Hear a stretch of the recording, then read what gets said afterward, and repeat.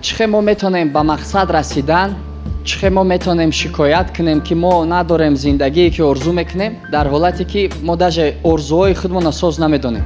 ما даже نمیدونیم که ما چی میخوایم، ما کجا رفته استیم. ما رنگ یک کشتی که در بالاش پروز داره، شمال کجای بزنه همونجا میریم. گپی مردم کجای ما را بیاره همونجا میریم.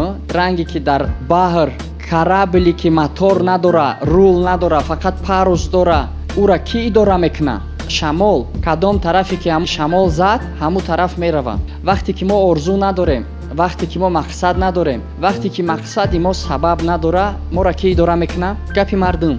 من نمیگم که گپی مردم اکثریت وقت روی خطا میبره. من باوری دارم که رنگی که در بحرم، نه اینکه هر وقت شمال تر روی خطا میبره.